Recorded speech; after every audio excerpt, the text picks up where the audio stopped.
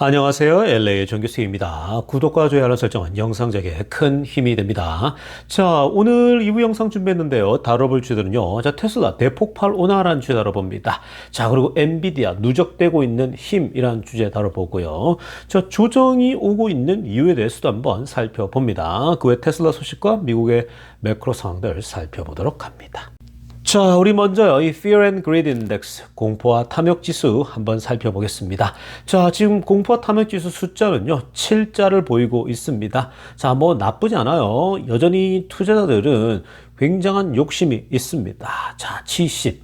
이제 이게 좀 더 심해지면요, 이제 그리드에서 아예 극도의 욕심 구간으로 흘러 들어가게 될 겁니다. 근데 아직까지는요, 욕심 구간에 계속 머물러 있으면서 숫자가 69, 68, 뭐, 요런 숫자에서 계속 머물러 있습니다. 자, 이게 지금 여기서 좀 어떤 그 정체하고 있던 느낌이 들지 않습니까?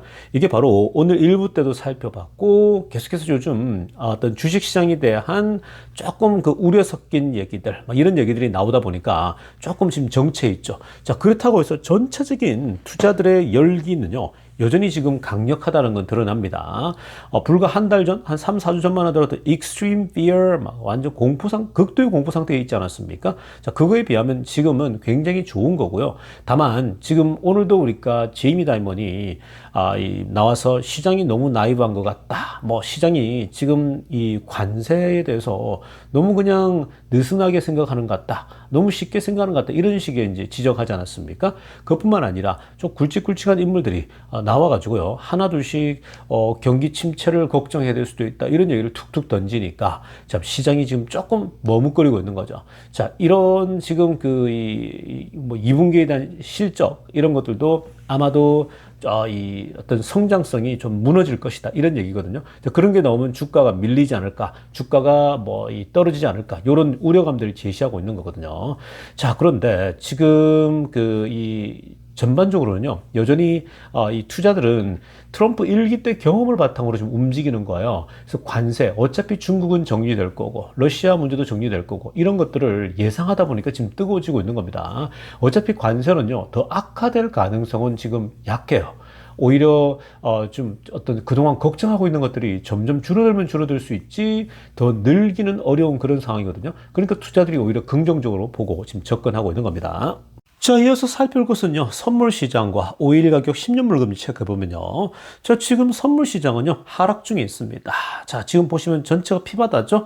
자, 그런데 뭐 우려할 만한 상황은 아니고요. 지금 다워 보니까 0.21%, 뭐 평소처럼 그냥 빠지고 있는 모습, 그리고 S&P 0.36, 뭐 그렇게 크지 않습니다. 나스닥 0.46입니다. 자, 그러니까 전부 다 0.5% 내외인데, 자, 원래 여러분, 어저께 같은 경우는요, 나스닥도 1.2, 1.3%까지 빠졌죠. 그리고 S&P 같은 경우도 거의 1% 가까이 빠졌거든요. 그 정도면 상당히 많이 빠지는 건데, 근데 오늘 주식시장 전체를 보면 그렇게 밀리지 않았잖아요. 다시 회복되지 않았습니까? 자, 지금 요즘은요, 이렇게 이 선물 시장이 이 촬영하는 시간에 떨어지더라도요, 그 영상을 녹음하는 시간에 떨어지더라도 나중에 또 시시각각으로 변하는 모습 나타나거든요. 굵직굵직한 인물들이 나와서 한마디씩 던지게 되면요, 그러한 것들이 영향을 주고 있는데, 자, 지금 이 선물 시장도요, 이게 지금 또 어떻게 흘러갈지 모르고 이렇게 나왔다고 해서 내일 시장이 또 어떤 변화를 주고 또 하락하고 이런 것보다는 뭐 그냥 하루 종일 계속해서 변하는 모습입니다. 오늘 일부 때 여러 그 중요한 발언들 나오면서 지금 흔들리는 거거든요. 근데 지금 오늘도 그 연준 의장이 또 금리 인하에 대해서 언급하면서요, 지금 조금 부정적인 네거티브한 발언을 했거든요. 그런 영향이 살짝 있는 겁니다. 그러나 뭐 그렇게 걱정할 수준은 아니다. 그리고 오일 보십시오. 62.75. 오일은 계속해서 60달러 초반대가 유지되고 있습니다. 이거는 트럼프의 공이 크다라고 말씀드렸습니다. 사우디와 트럼프의 이거는 합작품이죠.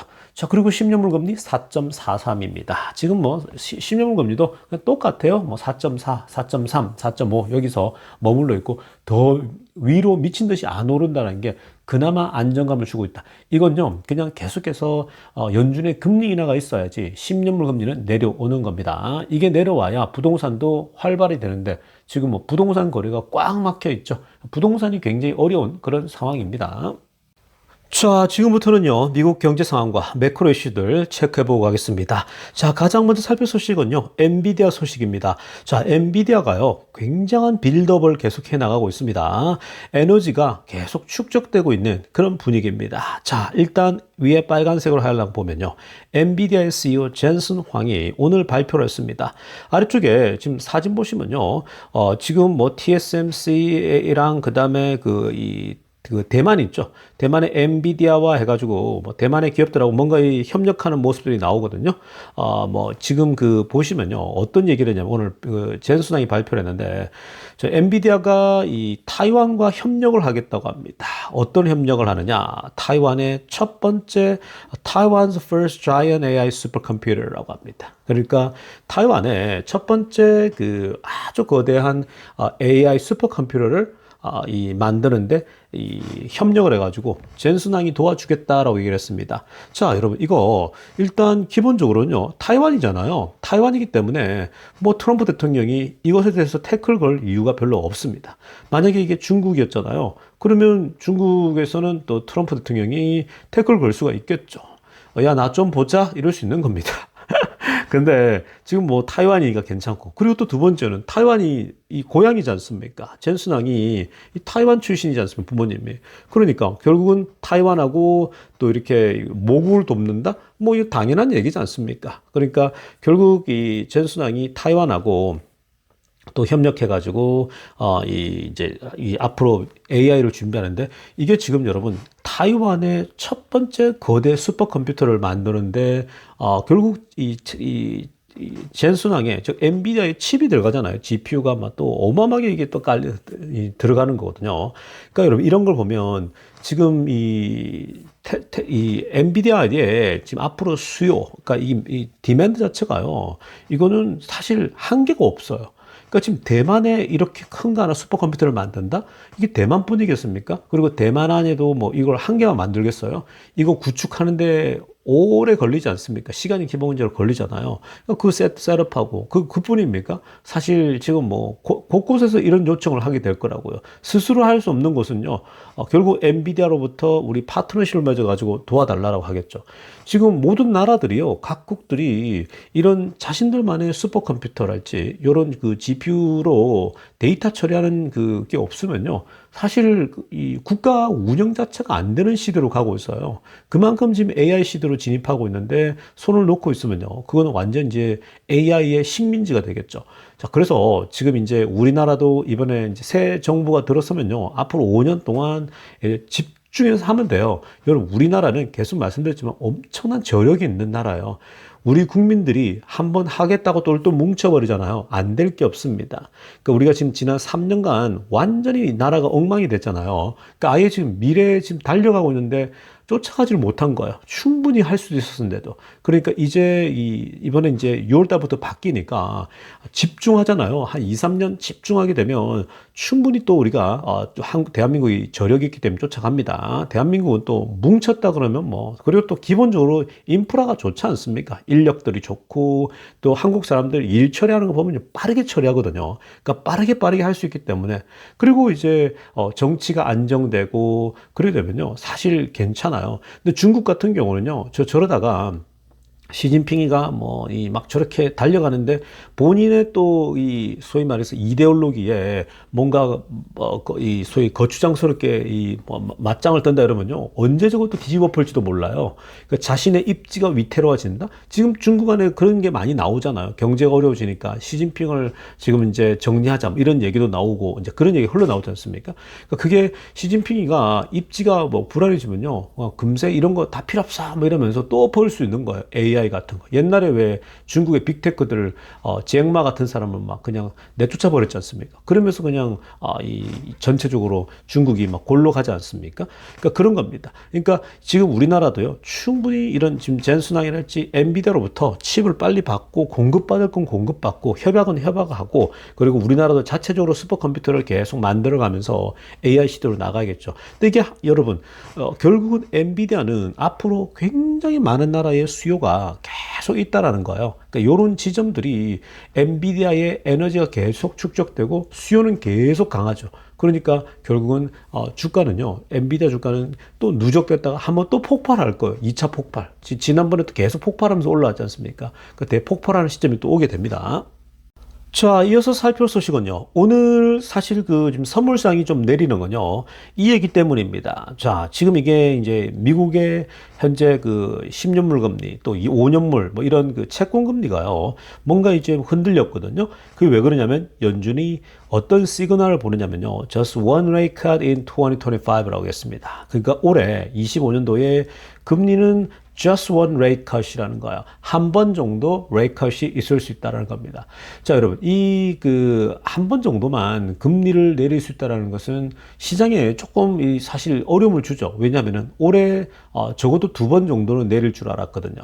그러니까 2번도 사실 많은 게 아니었어요. 원래는 올해 한 4번 정도를 여유롭게 봤단 말이에요. 근데 트럼프 들어서 나서 관세가 나오고 나니까 이거는 안 되겠는다면서 뭐 2번 정도로 내려갔다가 근데 이제는 좀 더 보수적으로 보고 있죠. just one rate cut을 연준이 자꾸 신호를 보내니까 연말이나 한번 내릴 수 있겠죠. 분위기 봐가지고. 그러니까 6월 달이다, 뭐 7월 달이다, 물 건너 간 거예요. 그러니까 오늘 하반기 때 그냥 한 번 정도 예상됩니다. 자, 한 번이면요. 이거는 너무나도 시장 전체 금리 인하에 사실 굉장히 너무 슬로우해지는 거죠. 부담을 주는 겁니다, 경제에. 그러니까 트럼프가 원하는 시나리오는 아니에요. 이렇게 되면 10년물 금리가 내려가기가 쉽지 않거든요. 또 그렇게 됐을 때는 부동산 경기가요, 계속해서 어려워질 수 있는 거죠. 근데 그러다 보면 지금 걱정 하나가 뭡니까?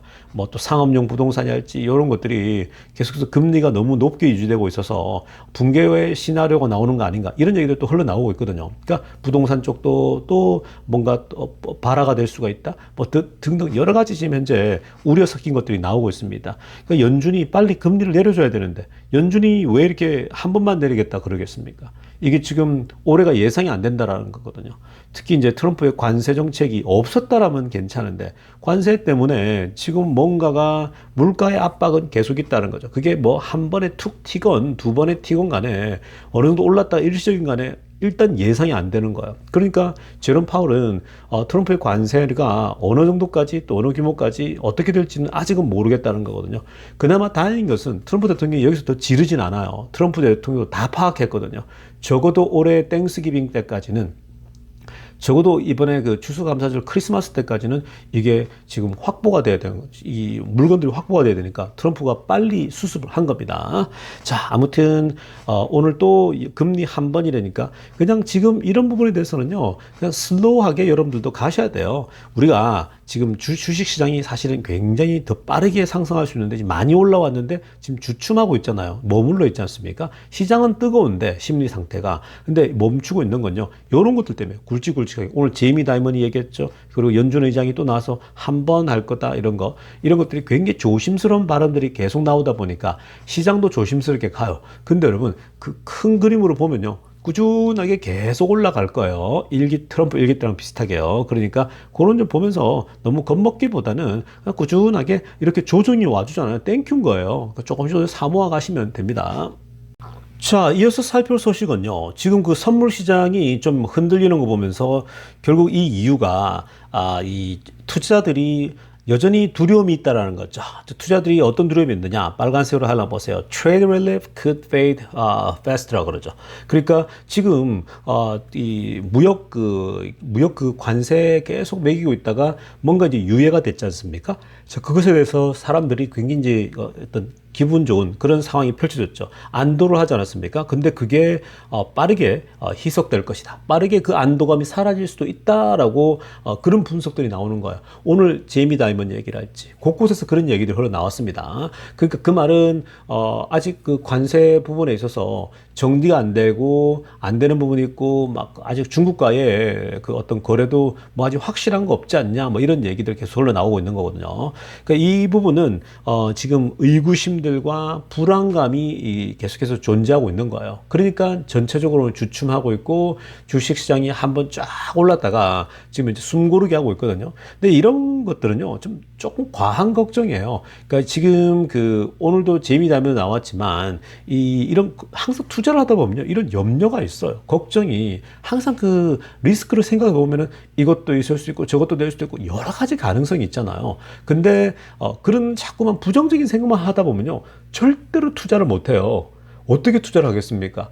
여러분, 이 생각을 한번 해보세요. 우리 삶 자체가요, 리스크가 다 있는 거예요.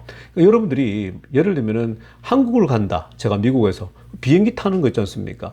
비행기 타려고 할 때 여러분들 속에 염려가 뭐가 있겠습니까? 아, 이 내가 탄 비행기가 추락하면 어떡하지?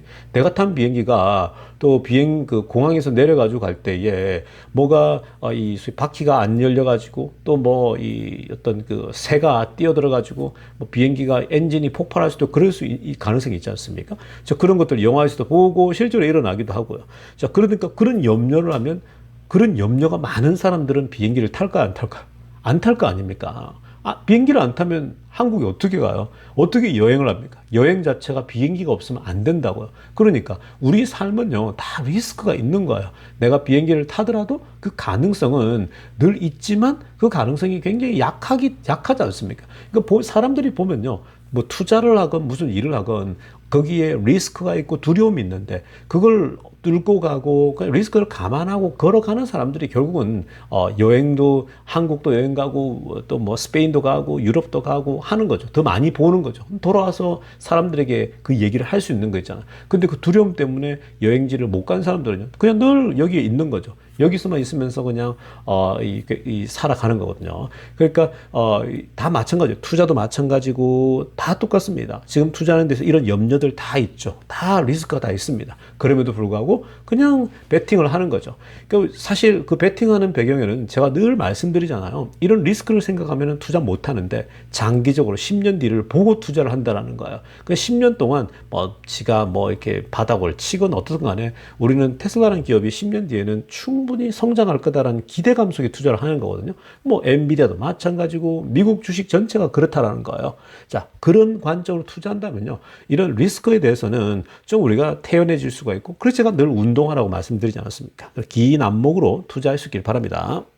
자, 지금부터는요, 테슬라 소식 집중적으로 들여다보겠습니다. 자, 가장 먼저 살펴볼 소식은요, 4680 배터리 소식입니다. 자, 우리나라 회사죠? LG 에너지 솔루션이, 자, 벌써 한국 쪽에서, 소식을 전했단 말이에요. 자, 이게 이제 미국 쪽으로 넘어와서, 이게 이제 한국말이 영어로 번역돼 가지고 나온 겁니다. 그러니까 한국에 계신 분들은 LG 에너지 솔루션에서 4680 배터리 발표에 대해서는 여러분들이 아마 한국 소식으로 더 먼저 들을 수 있겠죠. 왜냐하면 이제 영어로 번역되어 오기 때문에 시차가 있는 거거든요. 자, 어찌됐건 간에 한번 보시면요, 이 LG 에너지가 에너지 솔루션이 일단 파트너들에게 어차피 LG 에너지 솔루션이 배터리를 만들어가지고 테슬라에게만 공급하는 건 아니잖아요. 그러니까 많은 회사들에게 배터리를 공급하는 게 사실인데, 지금 현재 LG 에너지 솔루션이 많은 자신들의 사업 파트너들에게 직접 얘기를 했습니다. 이제 4680 배터리를 본격적으로 대량으로 뽑아낸다, 이제 얘기를 했습니다. 그게 바로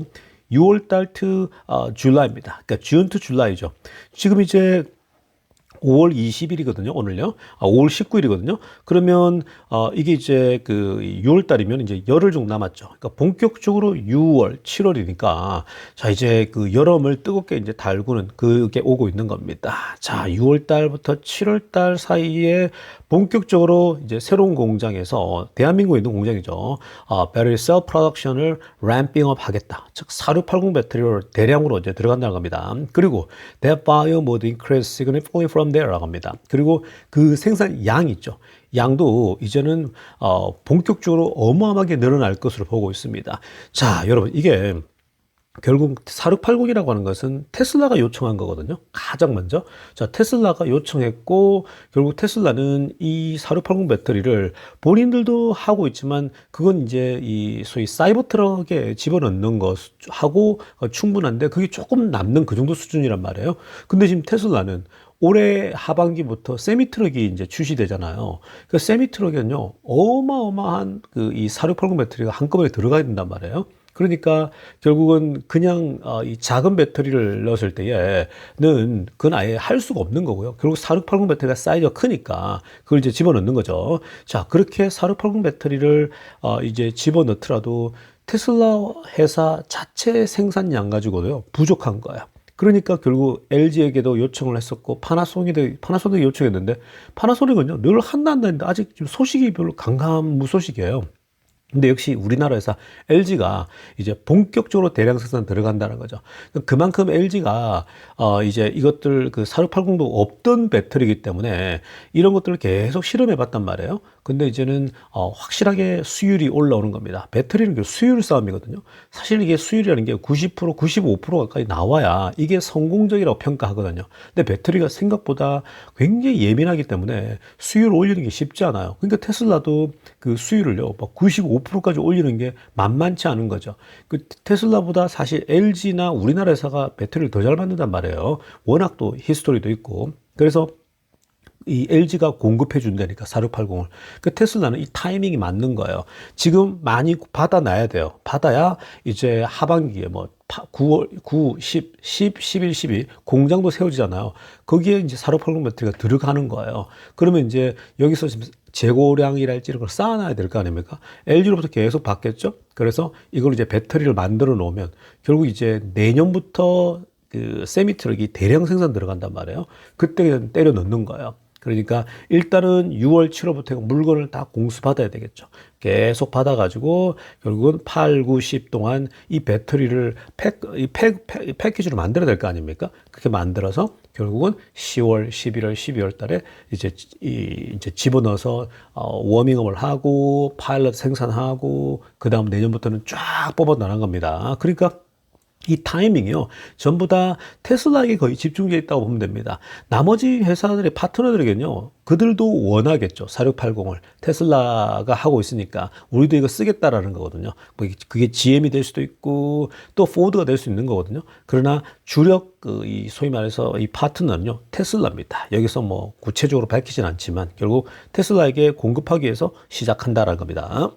자, 다음으로 살펴볼 테슬라 소식은요. 테슬라의 3월달 미국에서의 판매 데이터가 나왔습니다. 자, 여러분, 3월달이면은 이게 이제 머스크가 이 도지의 이 소위 말해서 일을 하면서 그리고 트럼프와 일을 하면서 굉장히 많은 미국에서의 소위 이 테슬라 불매 뭐 이런 운동들 막 나타나지 않았습니까? 그래서 2월달, 3월달 최악이었어요. 굉장히 안 좋았거든요. 뭐 사람들이 테슬라 차에다가 방화를 하고 지나가면서 긁어버리고 또 뭐 테슬라 매장 앞에 가서 사람들이 데몬스트레이션을 하고 피켓 시위하면서 굉장히 안 좋았단 말이에요. 그러면서 막 언론들이 어떻게 평가했습니까? 테슬라 차가 안 팔린다. 테슬라의 매출이 떨어질 것이다. 막 이런 얘기 했잖아요. 근데 제가 그거 전부 다 부분적이라 그랬지 않습니까? 그 영향이 없진 않아요. 뭐 그런 현상이 나타날 수 있죠. 뭐 비호감이 될 수도 있고 네거티브가 될 수도 있고 될 수 있는데 근데 그러한 현상들은 결국 일시적일 수밖에 없는 거예요. 그리고 실제로 이게 이제 민주당 쪽에서 계속해서 지원하고 좋아했다가 이게 이제 당이 바뀌면서 이제 공화당 쪽에서 후원하고 있고 이쪽에서 돕는 거 아닙니까? 그러니까 이게 이제 손바뀜이 일어나고 있는 상황이지 뭐 이거에 크게 데미지를 입을 수 있다 이런 것보다는 데이터를 보면 알 수 있습니다. 지금 데이터 보면요. 테슬라가 당연히 독보적인데 미국 안에서 이번에요. 위에 타이틀로 보세요. 테슬라 dominates March EV sales거든요. 빨간색으로 하는 거 오른쪽 편에요. 그래서 테슬라가 3월달 전기차 판매에서 굉장히 그 어려움들이 있었지만 결국은 압도적으로 지배했다라고 얘기합니다. 결국 압도적으로 지배했는데 이번에 몇 대를 팔았냐면 3월 달만 5만 1,000대를 팔았어요. 그럼 여러분 한번 보세요. 왼쪽 편에 보면은 이 그래프가 있는데 사실 테슬라가 5만 1,000대인데 나머지 2등이 쉐브렐레거든요. 이게 한 8,000대 정도가 나왔어요.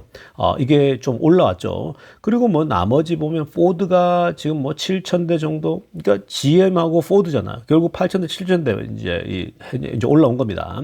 그리고 현대가 그다음 5,000대 정도 나왔어요.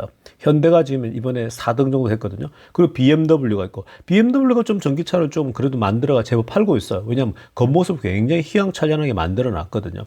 그러면서 쭉 보면요. 다들 미미한데 자 어찌됐건 이 GM과 포드가 미국에서 전기차 열심히 만들어가 본인들의 딜러십을 통해서요. 막 그냥 떠넘기듯이 팔고 있단 말이에요. 근데 지금 이 테슬라를 보시면요. 여전히 독보적이에요. 뭐 테슬라가 뭐 트럼프와 합쳐져서 뭐 비난받고 뭐 시위도 있고 막 이랬지만 결국 테슬라는 테슬라라는 거죠. 자, 이렇게 그렇게 악조건 속에서도 테슬라가 그래도 5만 천대로 잘 팔렸다라는 거고요. 이거는 경쟁 가장 그 가까운 경제 쉐보레레 비교하더라도 무려 6배를 육박하는 그런 데이터입니다. 실제로 지금 다른 회사들도요, 좀 올라오긴 올랐지만 전반적으로 그렇게 안 좋습니다. 지금 그 이 아래쪽에 파란색으로 하나 보세요.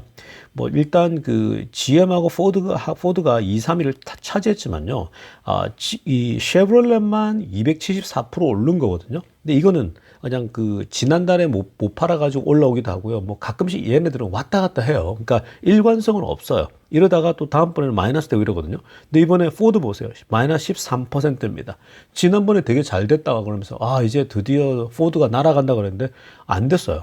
또 다시 거꾸로 역행하죠. 현대, BMW, 리비안도요. 마이너스 5K 정도 레인지가 나온 겁니다. 그러니까 이게 생각보다는요, 전반적으로 좀 이렇게 부진했다고 보면 됩니다. 이게 경제 자체가 조금 눌리는 구간에 들어가다 보니까 오히려 이제 쉐보레는 올라오는데 다른 회사들 거는 또 줄어드는 그런 모습이 나왔거든요.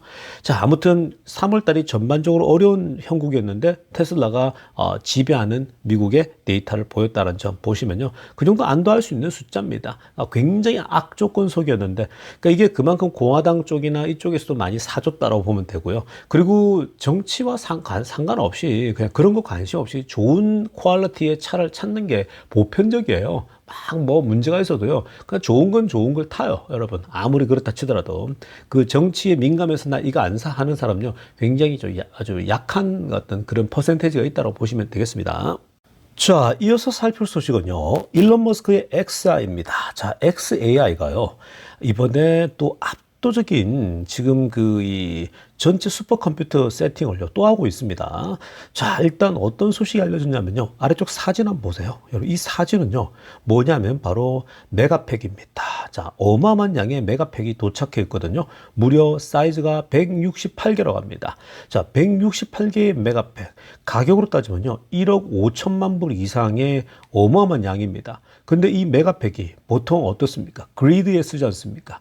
그러니까 이 일렉트리시티 그 전력 공급망에 그걸 이제 보조하기 위해서 보통 쓴단 말이에요. 근데 이번에는 이 메가팩이 테슬라 거잖아요. 근데 이 테슬라에서 에너지를 이 XAI 쪽에서 산 거예요. 돈을 주고. 그러니까 서로 상부상조하는 거거든요. 근데 이 규모가요, 무려 168개의 메가팩입니다.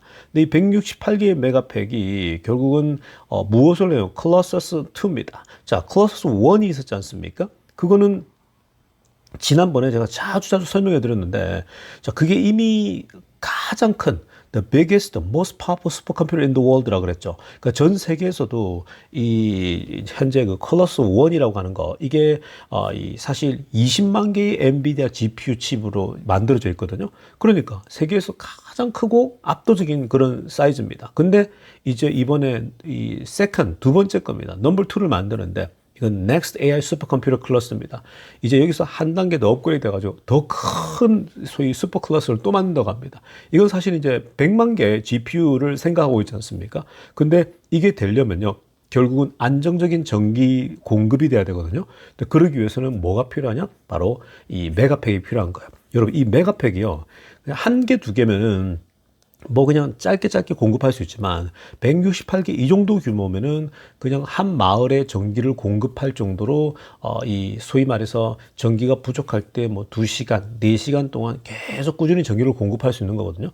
그러니까 이건 굉장히 큰 거예요. 그러니까 이거 메가팩을 이렇게 대규모로 공급한다는 말은 뭐냐면요. 전기 공급을 안정적으로 하겠다라는 거예요. 그리고 평소에 전기를 싸게 밤에 전기 사실 쓸 게 없잖아요. 그러니까 그때 저렴하게 전기를 모아두는 거예요. 혹은 또 태양광을 써가지고도 전기를 모을 수 있는 거고요. 뭐 다양한 방식으로 쓸 수 있는 겁니다.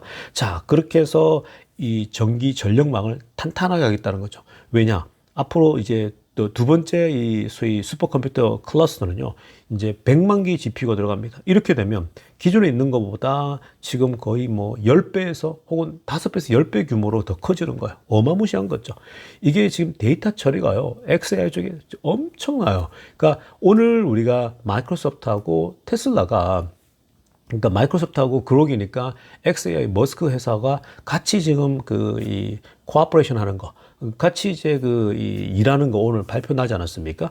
굉장한 거거든요. 그러니까 마소가 볼 때 지금 이 일론 머스크 X 이 그록이 이 개발자들에게 굉장히 좋다라는 걸 많이 느끼는 거죠. 근데 이 그록 3.5도 마찬가지입니다. 이제 추가됐을 때에 그 애저에다가 구동시켰을 때에 사실 그 지금 그 마이크로소프트 같은 경우는 개발자들이 많잖아요. 그게 이제 그 게임 개발도 있고 이러니까. 근데 그게 지금 게임 같은 거 개발하는 거 있죠. 이 앱 개발하는 쪽에 있어서 그록만큼 압도적인 게 없어요. 지난번에 보니까 뭐 그냥 그록을 통해 실험으로 보여주지 않았습니까?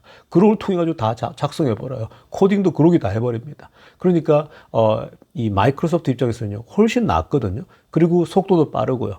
그러니까 이 마소도 전략적으로 일론 머스크와 협업하는 쪽을 선택한 겁니다. 그러니까 지금 이 둘의 협업은요 굉장하죠, 사실은요. 그러니까 여러분 앞으로 이거 그런 엄청난 것들을 이제 개발자들이 쓸 수 있는 이런 클러스를 만드는 데 있어서 지금 이 100개가 넘어가는 즉 160개 이상의 이 소위 메가팩을 통해 가지고 제대로 전력 공급해서 탄탄하게 끌고 가겠다는 거죠. 어떠한 방심도 하지 않겠다는 겁니다. 그러니까 윈윈하고 있죠. 엄청난 시대가 오고 있습니다. 이거 제가 계속 말씀드리지만 100만 개가 설치되는 슈퍼컴퓨터가 세워지지 않습니까? 이렇게 되면요, 이거 이제 테슬라에 다 장착하는 거예요. 그록을요. 그러면은 그 데이터 학습을 시키고 해가지고 결국은 테슬라도 로봇도 다 어마어마한 사람하고 정말 효율 있게끔 서로 소통할 수 있는 그런 옵티머스가 나올 수 있는 겁니다. 자, 아무튼 테슬라 자체적으로 서로 윈윈하면서 이렇게 협업하는 거 보면요, 서로가 서로 살리는 겁니다. 아주 좋은 그런 이 테슬라도요 계속 에너지가 축적되고 있는 거예요. AI 시대에 로봇 시대에 대폭발할 거예요, 여러분. 대폭발해 버립니다. 지금 계속 누적되고 있죠. 이런 것들이 쌓이고 쌓이다가요, 그 시대가 오게 되면 폭발해 버리는 거예요. 그러니까 지금은요, 막 떨어지고, 뭐 주가가 진짜 뭐 곤두박질 치고 하면요, 여러분들 좀 마음이 어려울 수는 있겠지만 굉장히 싸게 살 수 있는 좋은 기회가 계속 주어지는 겁니다. 자, 여러분 오늘 영상은요, 이쯤 하도록 하겠습니다. 네, 조이스였습니다.